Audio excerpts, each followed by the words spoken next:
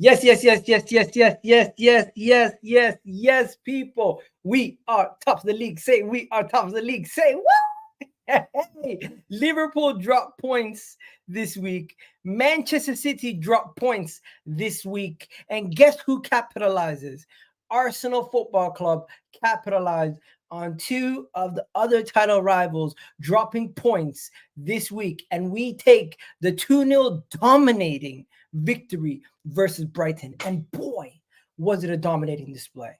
Declan Rice looking unbelievable in that midfield. We did something to Brighton that no other team has been able to do in well over 2 years. Roberto De Zerbi's side were on a 32-game winning streak. Not winning streak, goal streak, where they were just scoring goals for fun every single game. Guess what? They met Gabriel Jesus and William Saliba for the first time in a long time, and that they dealt with them. They dealt with them. But let me ask you guys a question. You guys probably thought Kai Havertz 65 million down the drain, but guess what? The man keeps scoring again and again and again and again. That's 4 goals now.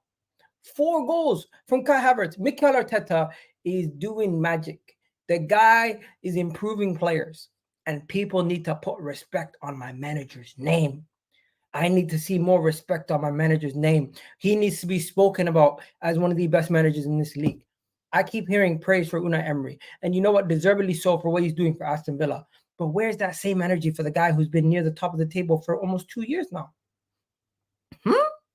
I don't see that same energy. I don't see that same energy, ladies and gentlemen. But I need you guys to do me a favor. If you're a rival, if you're an Arsenal fan, whatever you were, just know that Brighton is just no other team. Arsenal, they're our definition of a bogey team for us. Since Arsene Wenger days, we have been struggling to beat Brighton.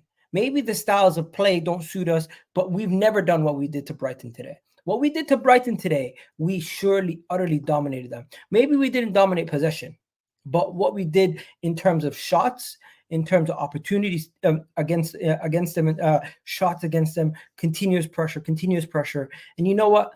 We should have come out of that game at least 4-0 up. 2-0 flattered Brighton. It flattered them. It made them feel like they got something. They were close in the game when they were never close in the game.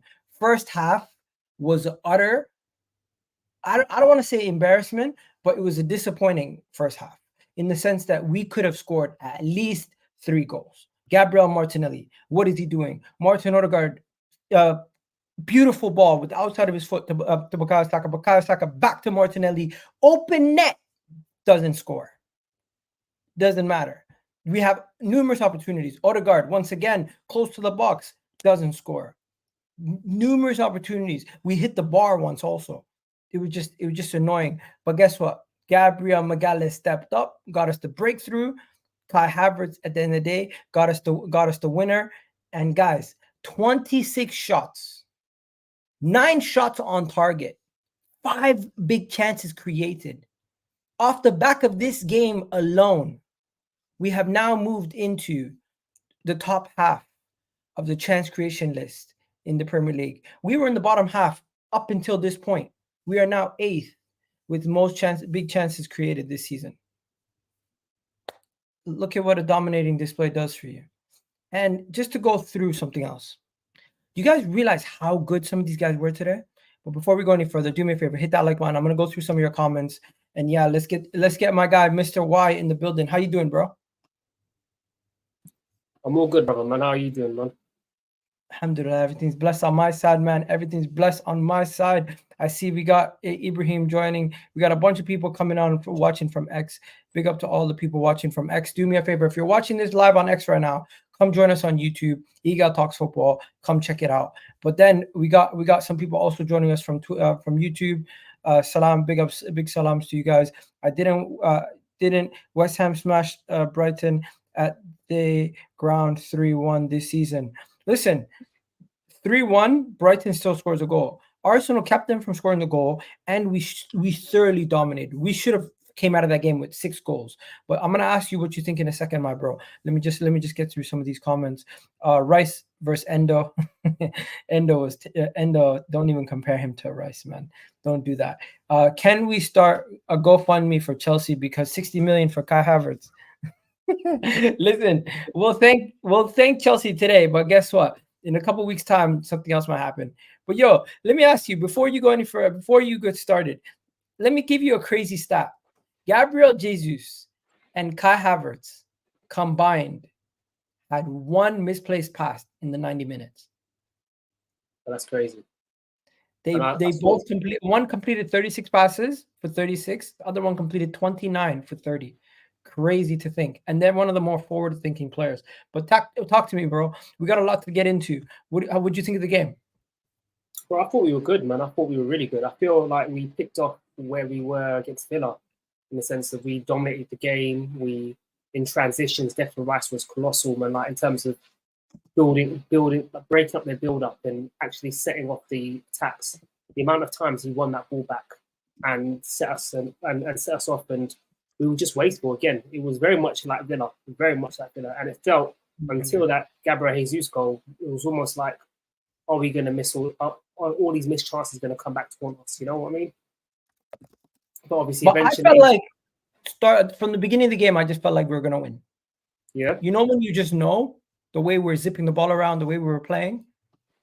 You know what it is? I felt like that. I felt really confident watching us play. But then when you start, as the clock starts dwindling down, and you start looking at the clock, and you're like, we've dominated so much, and we've created so many clear-cut opportunities, and we haven't taken it. You start to question: is it going to be your day?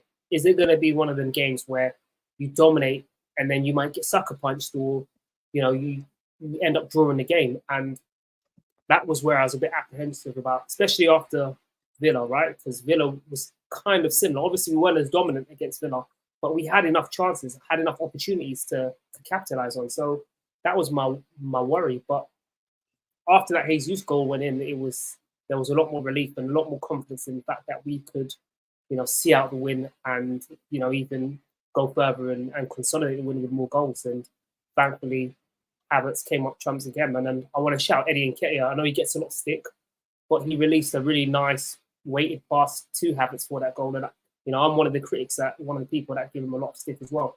But he played his part there, and you've got to shout him out when he does something well. And yeah, it was good to see Havertz again on the score sheet. I think he's a lot more confident.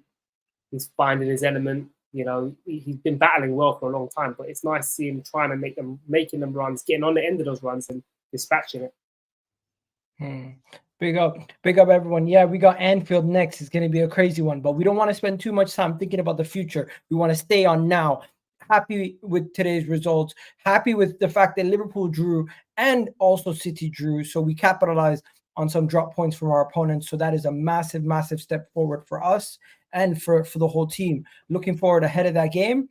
We got a little bit of breathing room. 1 point, it can mean the difference between winning the league or losing it. So I'm happy with that. But, bro, there's so much to get into. Before we get any further, we have to take our chances. I fully agree with you. That if there's any negative from a game where we win convincingly, is that the score could have been more. The 3 points is always a positive. But you want to bury these teams. You want to give them no chance to get back into it. You want to give them no breathing room. And it's just like, we just need to be able to finish our chances, and because we create so many chances in this game, similar to Aston Villa, as you said. And it's kind of like at times you kind of feel like deja vu, something bad might happen. But to me, I knew today was a little bit different. I knew today we were calm. It never felt like the nerves got into some of the players. And also, let's be honest, our defense was stopping everything that Brighton were doing. I think Brighton maybe had one chance that they're going to probably regret the whole game. What do you think? Yeah, no, I agree. I think defensively we were solid, and a lot of that was down to Gabriel and Saliba and how they manhandled Ferguson in that first 50, 60 minutes of the game, and then how they dealt with João Pedro when he came on. I thought we were really solid. I mean, other than the growth chance when they slipped in Matoma down the flank behind Ben White and he crossed in and it just went wide, I think there was nothing that Brighton offered offensively. We snuffed out everything that that they brought to the table, and it was solid to see. And that's one aspect of the game of our team that I've liked this season. You know, it's defenses win leagues. You know, Sir Alex Ferguson said that all the time. You know, attacks win games, defense win leagues. So we've got a defense that can, you know, are up for the physical battle, can do the 1v1, are happy to, you know, defend large spaces. And today they showed that, man. Ferguson is a unit, man. These two, man. You know, we saw what he did up against. You know, we saw what he did against Newcastle, right? You know, like Evan Ferguson, the way he bullied them, and for our centre backs to go there and just, you know, treat him like a little boy, it's always promising to see, and it gives me confidence going into, you know, the next game and moving forward into the season.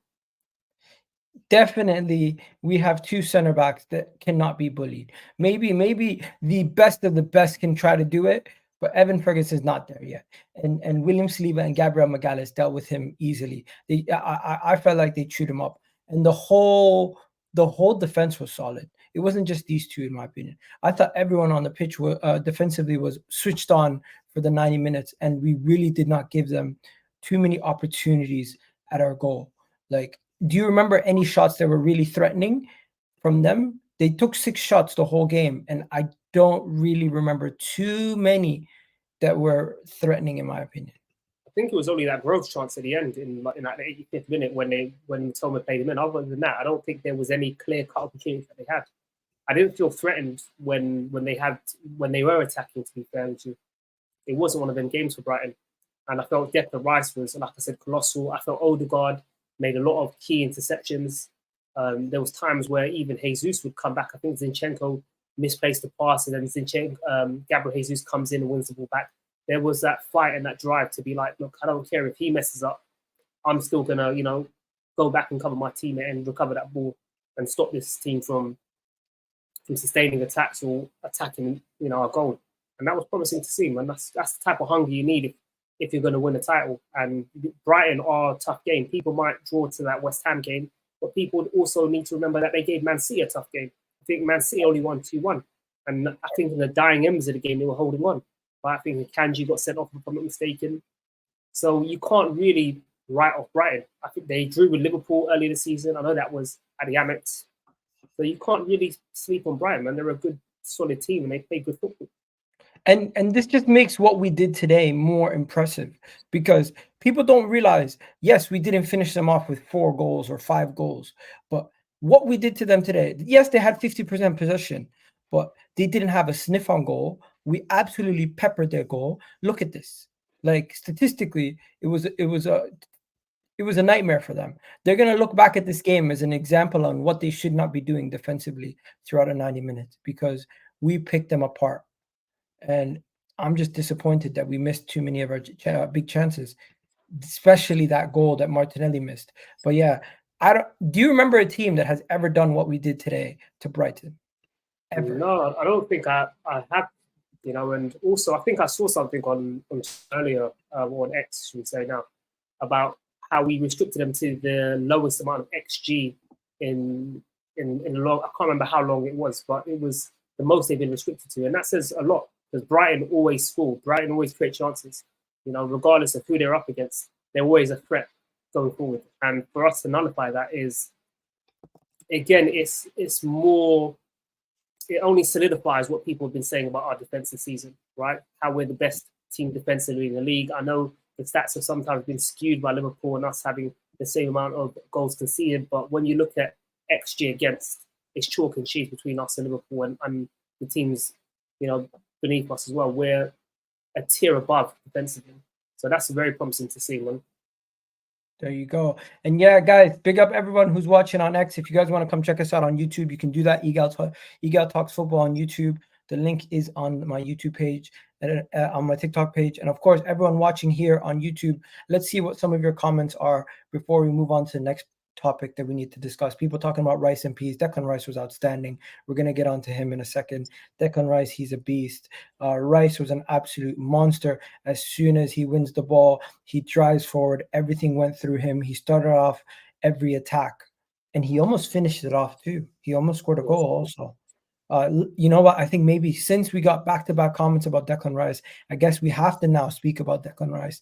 Is he's just unbelievable. Every single day, I think about the fact that West Ham sold those to us for 105 million, and no one speaks about the price tag. Also, the fact that this guy was at Chelsea's academy, and they let him go at such a young age, and he's turned into what he's turned into. He might be one of the biggest fan favorites at this moment in time. Like Declan Rice, his ability to win the ball and just drive forward, start off attacks, as the comments said, in addition to what he can do positionally, how he's just aware to be in the right place at the right time to steal the ball off a Brighton player as they're trying to progress their attack. They didn't have too many opportunities on the ball, but anytime we had control, anytime we had the ball, anytime we lost the ball, he was there. People talked about people talked about Conte as somebody who's like multiple players on the pitch. At times, I feel like Declan Rice is multiple players on the pitch. But yeah, you tell me, what do you think about Declan Rice today, man? Declan Rice, man, he's a man mountain. He's so colossus in that midfield. His anticipation, his ability to read the game. He's got this habit of just nicking the ball in front of the other players, always at the right time. He always knows how to do it, especially when teams are trying to build out. I mean, alone in the last 2 games against Villa and Brighton, we've seen him single-handedly stop their attacks and help and contribute to our counter-attack. And you know, the biggest compliment is that usually when a player is signed for 105 million, there's always rivals looking to bash it, find something about it, about that player that they can discredit, and there's almost nothing that they can use. He's been that good. You know, he's a leader of men. He's, you know, even in his poorest performances. I mean, you know, for me, I look at Luton and even Chelsea. I don't think that was his best performance, but even then, he does something in the game. He scores goals, right? He scores the winner. And that's all you can ask for, man. And for me, it's that passion, that determination, his ability to want to drive with the ball.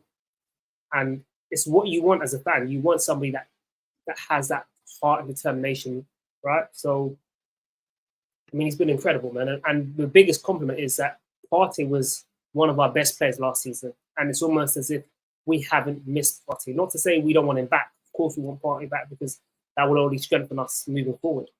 But for Partey to be out for, you know, I think he only played really 1 game against Tottenham Forest, and he came on and made a cameo against Man City. For Declan Rice to be the 6th and for us to not miss a beat and still be top of the Premier League almost come Christmas, that says a lot.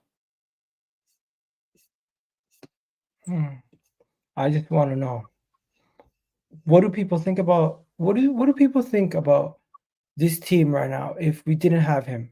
If we didn't have Declan Rice this season and we were still depending on Partey, we would be screwed. So I'm just living life right now. I'm enjoying it to the full effect. I'm not stressed. Declan Rice is in our midfield. We have ourselves somebody who we can rely on week in, week out. And luckily, so far, he hasn't been injured. So alhamdulillah for that. And then when you factor in also, bro, like this is his first season, right? Like he's never played in the possession-based side before, right? It's David Moyes football to Arteta football is chalk and cheese, right? So you've got to imagine with time, as he gets used to what we want from him, what the coach wants from him, he's only going to get better. And if this is what we're seeing already, if he's able to up his ball progression as well, up his offensive, you know, capabilities, you're looking at an all-round, you know, midfielder who not many can talk to. You know, like when you look at the way he turned and drove with that ball, right? I think he was on the touchline and he drove, and I think he drove all the way into the box. How many midfielders do that in Europe? There's not many that have that power, that physical, you know, that physical capability to go and do that. And he's a specimen, man. He's a special player. And I'm lucky we have him, and I'm lucky City didn't get him because. If City got Declan Rice, they would not be struggling right now. They would be easily top of the table. Oh, easy, man. Him and Rodri together would be impenetrable. You couldn't get through that midfield. You know what? Let's talk about the guy who broke the deadlock, though. After trying to get that first goal, Gabriel Jesus was the guy who got us that goal. If I'm not mistaken, he didn't have too many chances in the first half. Most of the chances were falling to Martinelli and Martin Odegaard, but he could have also had a goal in the first half, if I'm not mistaken, right? Yeah, you're right. When Saka played the ball across, and he just missed that it. little that he was like inches off from tapping it in. That keeps happening. But he ended up scoring the goal. He broke the deadlock, and from that moment when he scored that goal, I tweeted out, "Calm down, calma, everybody, calma. We're gonna win this game. This goal opened the floodgates. Game's pretty much done." Like, I know it was crazy to say the game's done at 1-0, but it didn't feel like they were ever gonna get back in the game. The moment Gabriel Jesus scored, to me, the game was done. Let me know what you thought. Well, I'm a bit more pessimistic, to be fair. I'm not going to lie to you, brother. So, like, when we scored, I was like, all right, cool, we've got this game. But as time went on and we didn't add the second, right, the killer goal, because we saw even what happened to City yesterday, I became a little bit more nervous and even the team became a little bit nervous. And that's when that growth challenge that's when Brighton had that chance where they almost scored. So for me, I was confident that we could go out and win. But as time went on, that confidence started to diminish a little bit, because I was worried about maybe being sucker punched. And Brighton are a good team. We've said this, numerous times, right? Not many teams are able to shut them out completely for 90 minutes. You might be able to do it for large portions, but they're a team that tend to score goals in every game they play. So that was my apprehension. But, thankfully, Havertz comes up trump. And yeah, man, Gabriel Jesus, I thought he had a solid game. I thought, especially after the goal, there was that one little dink over dunk on the halfway line where he just, set him to the shops. It was naughty. And he kind of had his confidence. I think in that first half, he was very frustrated. He was trying to, he was dropping deep a lot. He was trying to get the ball. He was trying to set things up. He just missed. He couldn't get on the end of that Saka cross. But overall, I thought he was solid today, man. And it was good to see him get on the score sheet. 100%. Now, this is becoming a regular occurrence, tweeted Arsenal stuff. Kai Havertz scores again. Honestly, he's improving so much week in, week out, being dispossessed less than he's ever been. Pretty much only one misplaced pass the whole game. He is nearing exactly what we expected from what do you call it? Somebody who is going to come in and play that role. Someone who can help us get goals. Someone who can link up the play. Obviously, doesn't have the passing range or the ability to continue to pass and get 100 passes like Xhaka would in a game. But with every touch, I feel like there's a purpose, and it's not a situation where before he would get the ball and you didn't know what he was doing. He was kind of like a baby deer who's just tripping over his own feet. But now he's like marauding through that midfield at times, getting into the final third, and players are finding him exactly where he should be. And it's like, I'm not going to speak directly about the goal too much, but I just feel like his overall performance improves, and the goal just adds that extra little bit of highlight on what he has been doing the last couple of games. He scored 4 goals in the last 7 games. The last time, if you count his last 4 goals before those 7 games, they came in a span of 40 league games in the Premier League. What on earth were they doing to him at Chelsea? Because Mikel Arteta has quickly improved his awareness and his overall play to a level where this guy is performing at this level. I know people are usually say, "Oh, it's just Luton, it's just Brentford." When are we going to start saying, "Yo, this is just what he's starting to be"? I know he's not going to score every game, but the impact that he's having is visible for anybody to see. No, it is, and I don't subscribe to that. That way of thinking when you're like, it's just Luton. I think I'll give an example. Look at Marcus Rashford last season, right? If you see what confidence does, confidence is massive in football. And when a player is in a rich vein of form, when they're happy, when they have that self-belief, they can step on that pitch and do things. And Havertz at Chelsea, unfortunately for him, he had a torrid time there. His confidence was completely destroyed. He came to Arsenal and we could see that there wasn't a confident player there. He didn't seem to want to take responsibility. He'd work hard, he'd get stuck in, but he wasn't asserting himself on games, right? He wasn't showing what he has to offer. And I feel like finally, with the goals, with the performances that have come through, especially in the last few games, you're seeing a more confident Kai Havertz. And with his confidence, you're seeing his ability and what he has to offer. And it's nice to see, because I was one of the people that wasn't too pleased about signing, because I didn't want a project personally. I didn't want to bring someone to the team that you feel you need to build up, because they're a bit broken in a minute because of their previous experience. But I'm glad that it hasn't taken a season, and it's only taken 4 months, and we're in November, December, and we're seeing the best. We're starting to see more and more of why Arteta probably wanted this player, and he took his goal well, right? He knows where his teammates are. He's got a better spatial awareness, a better understanding of the system. He's a lot more confident. He gives us an outlet from goal kicks. He's able to compete aerially. Gives us more height in both boxes. So all in all, he's starting to look like success. And I know a lot of Chelsea fans were telling us it's only gonna last. It's only a purple patch. It's only gonna last a few games. But it's not just the goals or the goal contributions. It's the overall performance.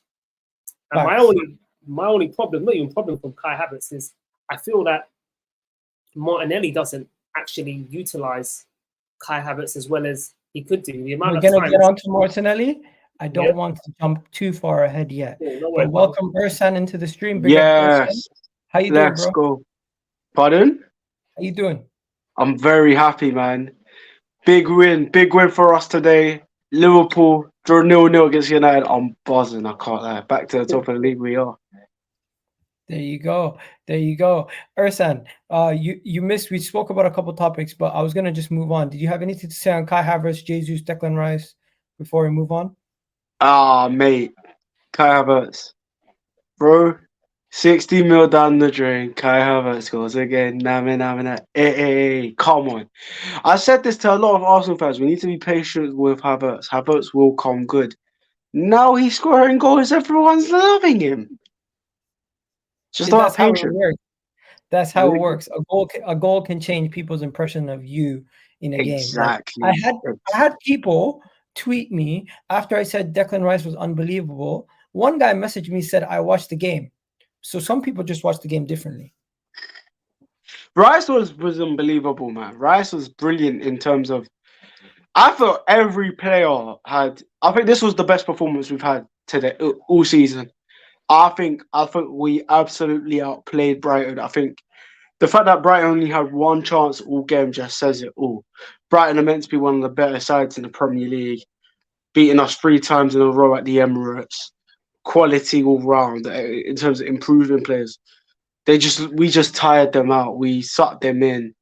0-0. I knew we was just gonna win the game, but I was just like, when are we gonna score? You're teased. They've been teasing us. Then the ball just bounces off Gabriel Jesus' head and it goes in. And Jesus had a good game as well today. But Eddie Nketiah came on off the bench, done his thing, found a brilliant pass for Havertz. Wraps up the game. 2-0. Brilliant performance. Everyone was superb. Happy as Larry. Fair enough. Big up Matt. We also got Matt in the building. Big up Matt. Yo, what's up, everyone? Just before you jump in, I was just gonna say, Souls couldn't make it today. Big up Souls. He's gonna be on the next stream, hopefully, but he's gonna hate the fact that we won the game, and I'm still gonna talk about referees. He's gonna hate the fact that I'm still gonna talk about referees. But the reason why I'm gonna talk about referees, we all seen Mikel Arteta get a yellow card. We all seen it, right? Yeah, I saw. A yellow card. Guess what? He wasn't waving at the ref. He's waving at Martinelli. Oh, Darren. Honestly, we talk about this every week, and it's getting boring now because it's now come a reality. It's literally come a reality that they make so many mistakes in terms of just giving incorrect yellow cards to coaches or VAR decisions or referee decisions. It's literally becoming normality, and it's a joke. Yeah. I don't want to talk about the ref too long. I think there's 2 things that we can talk about when it comes to referees, but I'm starting to get bored of talking about referees. It's getting to a situation where we just have to accept it. These guys are never going to be perfect, and they're never going to referee a game that we're going to be like, that was an amazing referee performance. Right. It proves, let me explain to you this, yeah. We literally got cleared by the independent commission. And it literally said in their statement that PGMOL tried to get a rise out of Arteta because of his profile. And they tried it again. And it's fed through by the media making these speculations when Guardiola does the exact same thing. I think in last week's game against Tottenham, nothing given to him. No, nothing in the media about how rude he was. Nothing in the media. Nothing from the referees. Did you But see how Haaland like screamed into the ref? yeah, Showed the Haaland done it VAR audio, and all you could hear was Haaland just fucking screaming at him. exactly. It's It, like it is what it is. We just got to get used to it. These guys are going to be terrible. You can't But call like, them.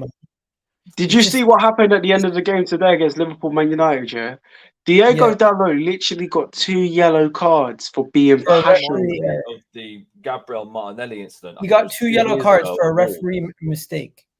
How can you give like it's the end of the game? You've refereed okay. You've let off a few tackles here and there. He ruined it. Why? Why But make you know it what? such a Man big United thing? fans don't care because they ended up getting the draw. Imagine if they lost or conceded a goal at the end. Yeah, but Dalot is going to be suspended for the next game for United. Yeah. You know Who are what? they playing? This is what I want to talk about though. Yeah. Forget about Arteta's thing. Is it that they need to protect Bukayo Saka a little bit more? Because how many yellow card fouls did Brighton get away with before they gave them their first yellow? Yeah. James Milner should have But had I one don't want to early see on. that though, because then it class as handicapping Arsenal. Like, I don't really want to see us getting protected because of Saka, because then it like It's yeah, not about protection for Right. Saka. It's about how is it that he is continuously being brought down for fouls, but you're not booking the man. Milner Yeah. got away with, Milner should have got a yellow card. It's Milner that got tackle that away Milner with does. Milner He got gets away a with yellow 4 card, and then fouls. Odegaard stops the counter attack. Does not, just barely pushes him and touches him, and then he gets By the yellow. way, And what did Arteta Ben gets the White do booking. in order to get that yellow card? Because I'm still clueless as to why he got shown a yellow card. Because Yeah. he wasn't denying a counter attack. No way. He literally just tugged his shirt for maybe a millisecond, and he got a yellow card. And it's like he didn't stop anything. Like the Yeah, player exactly. didn't fall over. He didn't slide tackle him. I don't get why the yellow card was given. So Exactly. hold on. You know what it is, yeah, You guys think we shouldn't be thinking that our players not getting protected, or what are you saying? I'm I confused. actually agree with you on this one, Egal, because I grew up and I saw players, saw the likes of, Eduardo get injured and Diaby get injured and players, opposition just being reckless with them, right? So I don't look at it as protection. I look at it as just refereeing the game correctly. Like James Milner should have been yellow carded. I'm not asking for preferential treatment, right? I'm not asking for when you see an Arsenal player go down, it means, you book someone else. It's more like, look, these players the opposition are now targeting this player because he's that good. Hasn't had that chance, right? So you now have a responsibility when that happens to make the right decisions and to protect that player because he shouldn't be targeted in that way. That's all I'm expecting. I'm not asking for special treatment for Saka. If a yellow foul challenges is done on Saka, then give him a yellow. Why are you letting Milner off for? It's early on in the game. The referee's like, oh, it's the 15th minute, but he's taking him out with no, when the ball's not there, and it's just to leave one on him. I just find it so weird that you could get a yellow card for dissent, for being passionate, but you don't get a yellow card for making that actual foul. Like, I just find it ridiculous the way the referees just try and referee the game and they tailor it to themselves instead of tailoring it to the players and helping out the players. Like, it's become ridiculous at this rate. But I don't think the refereeing was too. I wasn't frustrated with the referees at all this weekend because we played well enough to win. We created enough chances that we scored. I thought we created a lot more chances than we did at Villa, and it was a game that we got to look at with a lot more enthusiasm and instead of just like, yeah, you could be annoyed with the referee and some of the decisions, but overall, I'm impressed with the way we won. I'm impressed with the way we played, and I'm impressed with the fact that we could look at Anfield and take the game to them and actually get the 3 points this time. Because I personally think if we get the W at Anfield, I think that sets a very big sort of thing to the rest of the Premier League, because we've now beaten City at home, we've beaten Man United at home, we didn't lose to Tottenham at home. We're jumping the gun here because Liverpool. But no, but like if we do beat them, that just sets a massive. The reason why I'm saying we're jumping the gun here, Liverpool still have one more game to play. Yeah, they could play the midweek game in the League Cup and absolutely smash West Ham, and then have so much confidence going into the game against Arsenal. So don't think that the Liverpool Man United draw is going to determine how their mood is going into the game against us, because they're going to be playing West Ham midweek in the League Cup. We don't have a League Cup game because we got knocked out by West Ham, and then after we play them, we see them twice in the FA Cup. And also when you also factor in as well, like Liverpool have been to a lot of tough away grounds, right? So they've been to St. James's Park, they've been to the Etihad, right? They've been to Tottenham, so they've done a lot of the away trips. They've been to Brighton. So when you look at their record and where they've been to, they're in a solid position. So I wouldn't get too ahead of myself, especially after last season. Big up score guy. Yeah, I wouldn't get too ahead of ourselves, especially after last season. I'd give it some time, and we saw how much a title race can change, and how much a team can change. Injuries can change everything. So let's just get the 3 points. Let's enjoy today, and then obviously Anfield will be Anfield. Hopefully we do our business up there, and then we build up a nice buffer, because we'll have 2 games on City, so we could potentially have, what is it, a 10-point gap on them? Is it? Or is it more than that? Bro, we gotta wait and see. We'll have a 9-point gap, I think. Well, if we won, guys, enjoy the fact that we're top of the league. Don't go too far ahead of yourselves, because I feel like that's what you guys are doing right now. Enjoy the fact question Man City, right? Because they're falling behind. They are like. You want to know something? Not against We're going to talk about Man City on another day. Just in general, they are falling behind. Sort of not beating Jesus Palace. Always. Woo! What is this? Jesus always scores at Christmas. Best Liverpool away. We are on our way. Top of the tree. Definitely going in the right direction. Big up score guy. Big up score guy. Big up everyone who's watching. Also, make sure you hit the like on the video if you're watching on X or if you're watching on here. But let me just go to the next topic quickly. This is the next topic. We got to talk about this. The Premier League table, ladies and gentlemen. Look at how quickly things turn. We lost to Aston Villa last week. People are saying Arsenal's out of the title race. You're not gonna do nothing. La la la la. Next thing you know, City dropped points. Liverpool dropped points. Aston Villa looked like they were going to drop points, but they win the game. And now, just like that, things flip. We're top of the league, and we could easily be top of the league come Christmas as long as we beat Liverpool. Yeah. Or get a It was all right. I'm live. Yo, what are you saying? Just mute yourself if you gotta yell. No, I'm done. I'm back. All right, guys, I gotta Anyways, go. talk to In a me, bit, guys. yeah. All right, peace, Matt.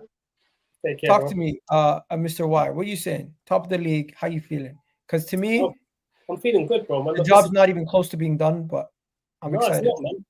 And like you said, man, we gotta be grounded. You gotta keep your, feet on the ground and just enjoying where we are right now. I mean, everybody said last season that Arsenal wouldn't be in a situation next season, right? It wasn't going to happen. You're not going to have the same start. You're not going to be ahead. Man City won't allow that. Liverpool won't allow that. And here we are, right? After 17 games, 39 points on the board, with a trip away to Anfield to go. So there's a good chance we could be, a draw or win and we're top at Christmas. So it's very positive. I mean, you've got to look at it optimistically. And with Partey coming back, I think there's news that he might be back for Anfield. Right, so you've got ESR back as well in the squad. So the squad, we're getting more players back into the squad as well. January transfer window around the corner. It's promising, bro. And this is what you want to be. You want to be in a position where you can go out and compete for that title. And we've put ourselves in a very good position come 17 games. So, all you got to do is just be grateful and be happy with where we are. Agreed. I agree. I feel like, I've always knew that we'll be in this situation again because our defense has got better, our midfield has got better, and our attack is adapting. And I think Partey. I hope he is back for Anfield away. Just even if he doesn't start, you know, I don't think he'll start. Even as coming on off the bench for 5 minutes or 10 minutes, it will be a boost to us in controlling the game defensively. I think. Then he goes off to Africa Cup of Nations, and then Tomiyasu's out in the Asia Cup when he returns. So we're definitely gonna need to have like 1 or 2 players come in as well. You know, maybe another centre back, a midfielder. You know, see what happens with Osimhen or Tony or whoever we can try and get, and just keep reinforcing that attack and keep evolving as a club. And I think what we've done so far in terms of reacting to the criticism, in terms of handling the games, you know, developing these players, it's worked out well, and we're back to the top of the league, and we should be there. I feel like we deserve to be top because we played really well. Let's talk about Martinelli next, my friend. Reason why I want to talk about Martinelli is because what has been up with him? He is missing gilt-edged chances that he should be finishing on a regular basis. I think Gabby is one of the best players in this team, and he's not really been performing like it as of late. He's been missing clear goal-scoring opportunities. In the Champions League, he's been outstanding. But in the Premier League, he's been underwhelming. What do you guys think the problem is with Martinelli this season? End product. What is it with him? I think his end product has been terrible. I like the fact that he likes to take on a man. I like the fact that he uses his weaker foot all the time. I like the fact that he will take the game and why is his end product poor this season? I don't know. I just don't know what it is. It's like he will cross the ball. He's just unlucky? No. Maybe because he perseveres a lot. I think maybe it's the pressure of you know, he's just beating past the man. He doesn't think too quickly. He wants to get the ball out as quick as possible. I think maybe it's the change of having Havertz in that role instead of, you know, maybe less bodies in the box. I don't know. Mr. Y, what are you saying? Because you said it earlier. You think it's Havertz that's causing Martinelli to dip in form? No, I think Martinelli's causing Martinelli to dip in form. I don't think you can blame another player. You can maybe say, had there been someone else in that position, you might be able to get more out of Martinelli. That's a fair argument. I don't disagree with that, but I wouldn't say you can blame Havertz. I mean, Martinelli's issues are Martinelli's issues in the sense of, like, for me, he's playing more as a lone player than a team player. I see him run into blind alleys. He's not aware of players around him. He dithers on the ball, holds on to it for too long. And, you know, and that's, you know, earlier when we were talking about Kai Havertz, one of my biggest gripes I have with Martinelli at the moment is that whenever Havertz comes to support him, he never really combines with him. If you look at on the right-hand side, when Saka has the ball, Odegaard and Saka will combine with each other. There is no, and then obviously Ben White as well. There is no combinations with Kai Havertz. He'll always go to Odegaard to Zinchenko, but he'll never really play with Havertz, and it always kind of like confuses me. And yeah, for me, it's to do with his own performances, his ability. Sometimes he likes to cut too much onto that right foot. In that second half, what I liked was he started to use his left foot a lot more. He started going down the outside, making himself more predictable, and he was delivering balls into the box. And I thought his second half performance was better than his first half performance. I don't feel it was at the levels it was last season, but it was better because of that unpredictability. But I just feel like his spatial awareness, his awareness of teammates, his lack of ability to combine with teammates has been a major issue, and I can't really attribute that to another player. You are responsible for those things. So yeah, that's. I mean, I've been thoroughly disappointed with Martinelli, you know, and I was really frustrated. I think in the second half there was like a counter where he got to the edge of their box and then he kind of turned, and then he turned again, and he turned again. I'm just looking at him like, why haven't you released that ball yet? And then it ends up just going. It just ends up going like we lose that momentum in that attack, and they bring all the bodies back, and now you're having to try and start the attack off again. And for me, that's a Martinelli problem as opposed to a Kai Havertz problem or that left-hand side.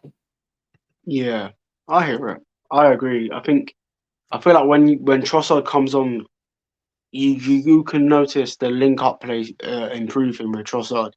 You know, you'd have I think Havertz grew into the game once Trossard came on. I didn't see enough of Havertz in the first half when Martinelli was in spaces compared to Odegaard when Saka was on the ball, where Rice was on the ball. And I think the one thing that Martinelli is a bit selfish. He does have those traits. I think he just he had a clear-cut opportunity in the first half. You know, it was a brilliant pass from Odegaard, like outside the boot. It was timed to perfection. It was played excellently. Plays it to Saka. The keeper comes out. It's a brilliant cutback. You've got to bury it. There's no bobble. There's no little bounce before he's hit the ball. He's chipped it over the bar. And you're looking at that and you're thinking to yourself, how do you not bury that? Whereas one-on-one, like he did against Sevilla, he's confident. He'll take on a man. He'll beat past the man. He has that confidence. And I think in the box, he just seems to I think we lose use the that word kind of confidence too often to describe players when they're going through tough time. Sometimes you can just be unlucky and your shots that usually go in are not going in. Like Aston Villa chipped the keeper and it's too short. You can say the same thing with Odegaard because Odegaard was actually quite unlucky not to have scored today. Didn't Saka also hit the bar? But guys, we got to kind of wrap up. We're gonna go quickly through player ratings, and then we're gonna wrap it up from there. Okay. Raya, what do you guys think? Honestly, Raya didn't really have to do much because our defense was just so solid. He had one save, I think, if I'm not mistaken, or maybe two. Yeah. There was one where he nearly fumbled the ball in his own net and he caught it, and I was like, "Oh my god!" If 5 is bang average, 6 is good. We give him a 6 or a 7. What are you guys saying? I don't mind. I think 7. Yeah, I'd probably give him a 6.5 because the distribution was good in terms of the way he took the ball. He was passing the ball between the lines well. So give him a 7. Yeah, it's a good moment for him as well, Raya, because there's no talk of Ramsdale. There's no talk of he just got a clean sheet at home. And I think that might be his first in a very long time in the Premier League. So that will do well for his confidence. And going up against Liverpool, that's the biggest test of all. Can he do that against Liverpool and play as well as Ben White. Ben White 7. dealt with Matoma. Matoma, even with the yellow card, he dealt with him. What are we saying? Yeah. I'll pick a 7 or an 8, to be honest. I thought he was very solid defensively. All right, Matoma might have got past him a couple of times, and there was a crossing for Gross which went off. But other than that, I thought his link-up play with Saka was really impressive. His decision making was very good. I thought overall he had a splendid game. I think a 7 is fair. I would say probably a 7, just because he did get beat by Matoma on that ball behind, picked up a yellow card. Offensively, maybe it wasn't his most fluid game, but overall he was solid and he done well defensively. So you're saying 7.5? I'd say a 7 because I think a 7.5 is almost like you're getting to the 8 level. Yeah, I think a 7. I think a 7. Yeah. So, like he had a solid performance. Yeah, with room for improvement. Fair. We keep it moving. Next, Saliba. The center back pairing. Gabriel Magalhaes, Saliba both get 8s. They were solid. I think Saliba's a 9, to be honest. I don't think there's too much of a difference between the two today to be giving one man 9 and one guy 8. I saw a lot more from my perspective. Yeah, I saw a lot more interceptions from Saliba. To be honest, I saw a lot more. Like, I think Saliba done so well in marking out Evan Ferguson out of the game, to be honest with you. I thought he was absolutely brilliant in terms of leading the line. I think that might be one of Saliba's best appearances. And Gabriel, I don't think Gabriel had a bad game himself, but I just didn't see him as compared to Saliba because Saliba was so good. Yeah, he did have that nice little slide tackle on Matoma. But I also thought Gabriel was solid, man. He played one nice little curled-in ball into Zinchenko in that second half, where he found Zinchenko and he was on the overlap and he crossed the ball in. So I'd say they're both solid, man, and they're a unit as well. They're they work in tandem. So yeah, I'd give them an 8, 9. I'm happy with either one, man. They were solid. And to stop Brighton, You deserve that, man. with ease. Pedro wasn't in the game. Welbeck was on. Zinchenko, somebody who gets a lot of criticism from the Arsenal fan base, even myself, sometimes not even related to football, but Zinchenko today, just as much as I give Ben White good ratings, I'm gonna give Zinchenko 7.5. I think a 7.5 is a fair result. I thought he was good defensively, but I think going forward he was fluid. I felt he. I He don't even remember. good defensively. It seemed like every time they came down his side, he just Stood firm. He didn't dive in. He didn't bite into it. He looked sure of himself, and he looked a bit confident. I felt, I don't mind the score, to be honest. I think he was a similar score to White. I don't know who was better out of the two, so I would say 7.5. I actually disagree with both of you. You know, I would give him a 6 or 6.5. One of my biggest issues with Zinchenko at the moment is that I feel like a lot of people say defense is his weak spot, but for me, I feel like it's his overconfidence on the ball. And there's like a lot of times where he gives that ball away and then the other team attack. And when you're one of the most experienced players on our team, I expect that, because you're supposed to set the tone. You're supposed to be one of the leaders in that team, right? He's age-wise, he's probably one of the oldest after David Raya on the pitch.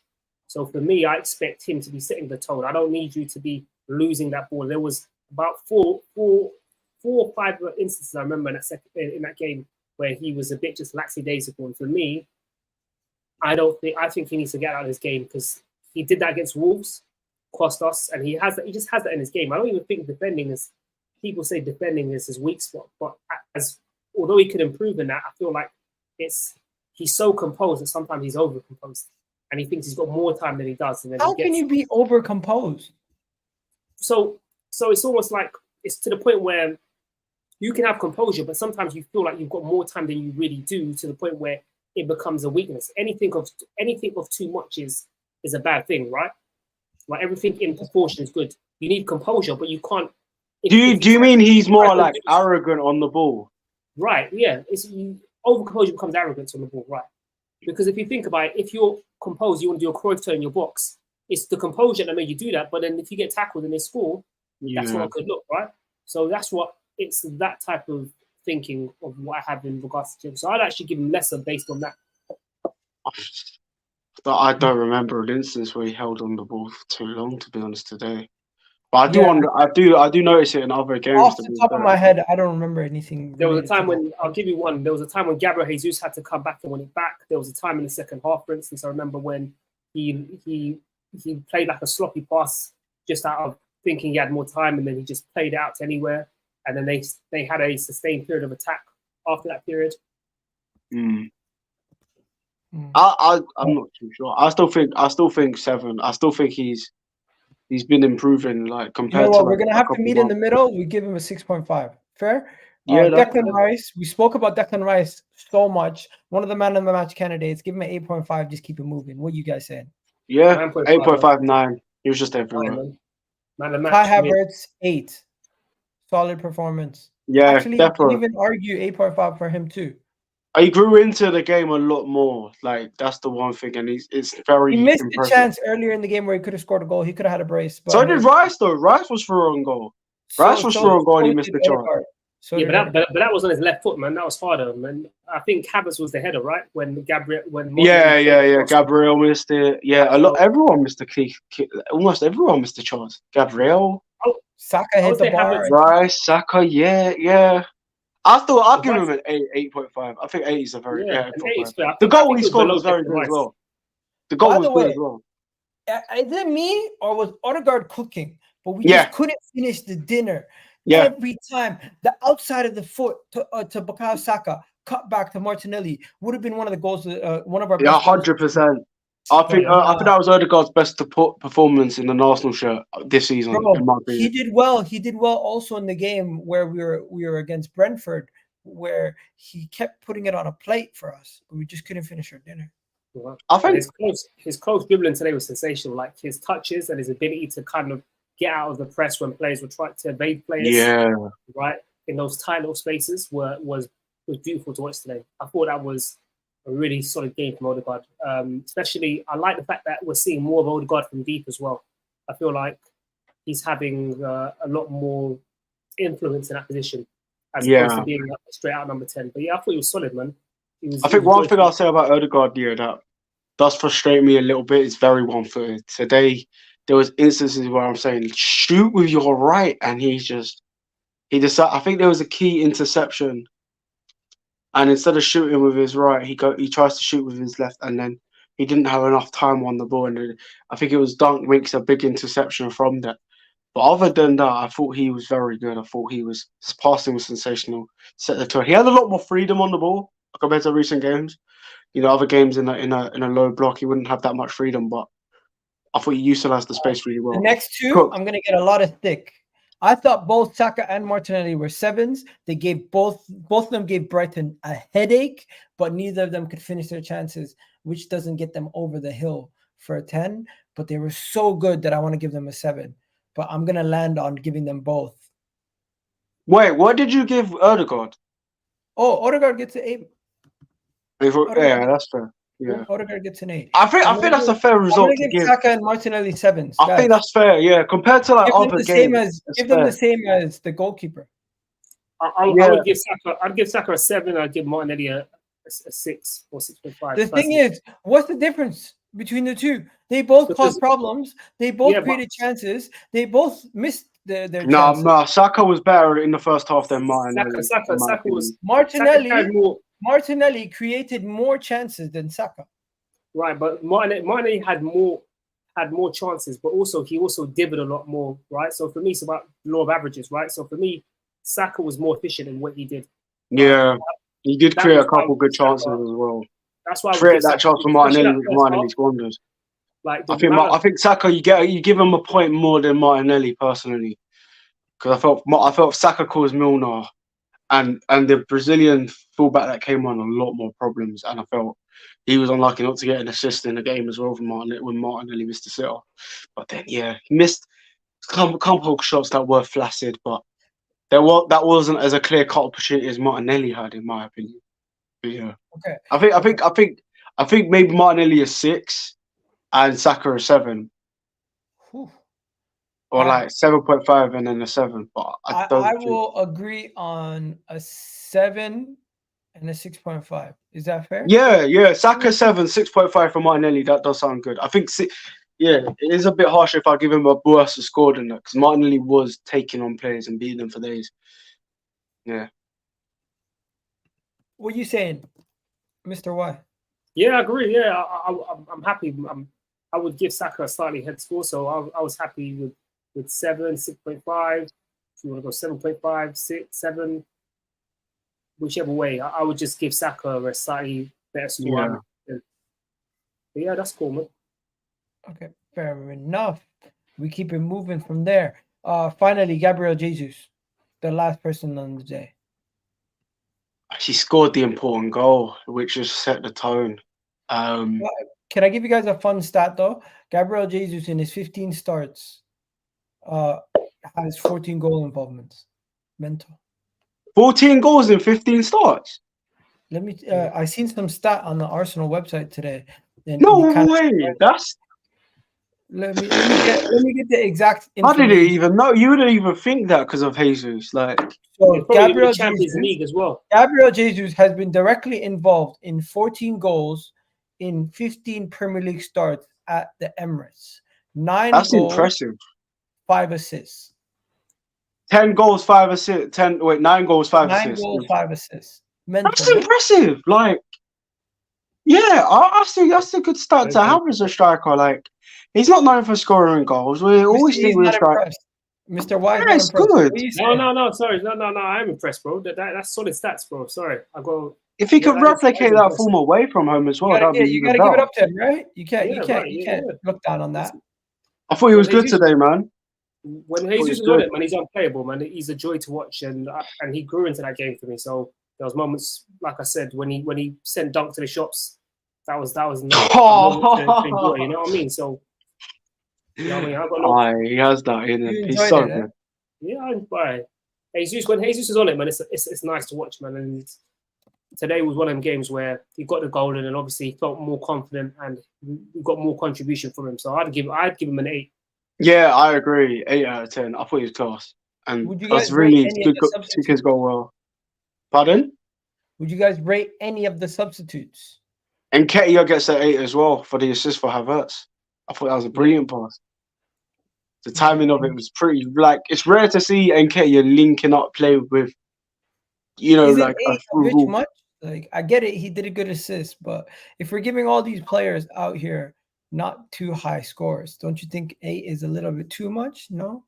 Yeah, but for the minutes he came on for, he didn't come on for as long as, he came on for 15, 20 minutes. And whenever he came on, I didn't see him lose the ball or look like he made the right decision in the first time. And we've always called out for a better striker than Eddie Nketiah, but because of his hold-up play, because his passing ain't great and he doesn't score enough goals. But that moment of confidence, that pass into Kai Havertz was inch perfect. And, in another circumstance, I think it's more to do, the reason why I give him 8 is because of the improvement and the development. We don't see that often with Nketiah when he comes off the bench. So for him to use that confidence to pick the right pass, for Havertz to end the game, and because Brighton could have gone on and scored, not scored, but made like several 1 or 2 chances that would have had us giving us headaches. And that goal from Havertz just sealed the win indefinitely. So I think that was an important moment in the game. And yeah, I think a 7 maybe at the lowest, but I felt like I saw Nketiah's presence. I saw Nketiah on the ball trying to charge it, take on a play or do something. It brings up a valid point. Yeah, an 8 is probably fair when you consider the fact that he killed off the game for us. I mean, it's not because he was outstanding in terms of it's the moment.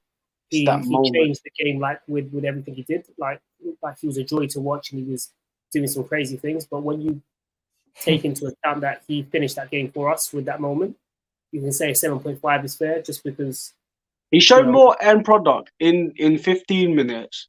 Yeah, Martinelli and Saka did all game, to be fair. In that moment, in less minutes. So that's why I think about that as well. And yeah. It's just, can he keep it up? Hope so. Like, that's the one thing he's got to do. Like, he's very good at the Emirates against this level of opposition. He can score goals. He can contribute. Away from home is, I think, where everybody panics about him, and I understand it. But yeah, I hope he can. I do really think he can. I feel he was unlucky against Villa because the goal got ruled out, but he'll find some form and he'll do well, in my opinion. He scored against PSV as well, by the way. So that was a good moment for him. And so he's on the run of 2 goal contributions in 115 minutes. So if he can continue something like that, that'd be great. All right. Eddie Nketiah is one of the substitutes. Who else was there? Smith Rowe, Reece Nelson. Trossard, Smith. Trossard. I don't want to rate Nelson, Cavior, or Smith Rowe. Trossard, I feel like is the only other one we can rate. Yeah. Did he do much? I wouldn't even rate Trossard personally because I just don't feel like he had an impact on the game. You know what I mean? Like, yeah, I agree. It's more of a 5 if you're going to rate him. If you're going to, you give him. He came on, kept possession when need be. If you want to give him a 6, but in terms of like actually contributing to the game, there wasn't much time for him, and obviously that's not his fault. But the reality is that I was gutted though that Smith Rowe, man, he had that chance and he volleyed it straight at the keeper, man. I was so gutted for him because he needs like a goal just to because of his injuries, and I was so gutted for him. And I thought Nelson actually made a brilliant. There was one moment with Nelson that really impressed me. Wasn't offensively but defensively when there was a good cross from Brighton that came in. The left winger was about to get the ball, but Reece Nelson just charges in, intercepts it. Although he concedes the corner, I thought that was a good moment in the game for him as well. So yeah, that's all the subs really did. So it's hard to rate them, but fair enough. We'll leave it there, guys. Everyone, big up everyone.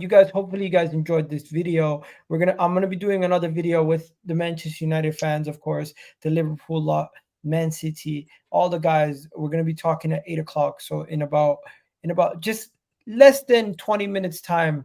Sorry, why am I saying less than 20 minutes time? Over 20 minutes time. So like 25 minutes time, we're gonna be live again on the channel at 8 o'clock. So please do check us out. Big up to Matt who came on, of course. Big up Mr. Y, of course. big up my guy Ursan also. Big up, man. And hopefully I can get everyone to jump on the stream on the next stream also. So I'm gonna make sure I can get that redirected for everyone to jump on. Do you guys have anything else to say before we move on, guys, and end the show? Bring on Liverpool. Bring it on. Bring it on. Big 3 points, man. Let's just be top at Christmas and then we take it from them, and then the journey starts again. So. Back. Oh, by the way, what do you think of Dominic Solanke? Quickly.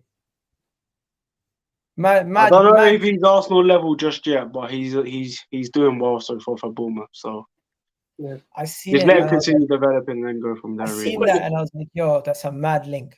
That's a the question is that yes, he's probably better than Eddie Nketiah.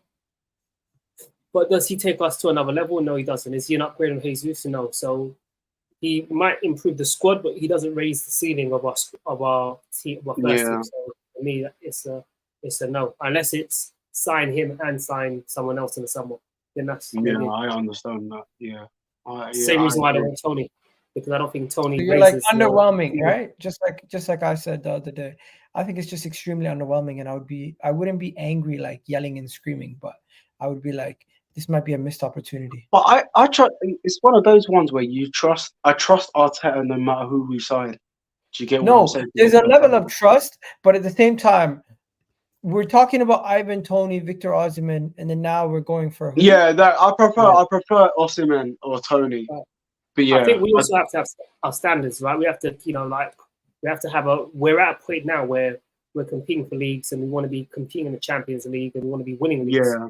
So you have to bring in, right? You have to bring in players of that caliber, right? So we shouldn't be at the Dominic Solanke stage because we've passed that stage. Unless you're bringing in supplement Osimhen, right, or someone of that ilk and that quality, then that's fair enough. Yeah. Would you tell Gabriel Jesus to get in Osimhen? No, I don't know about that. I want Jesus and Osimhen in the same team, man. I feel like Jesus because we're trying to become the best, and you can't. There's no point in losing a very good player in Jesus just to get another one, because you then have to sign another player to replace Jesus. Because Eddie, right? So, and Jesus could play anywhere on the front three as good as our backup option.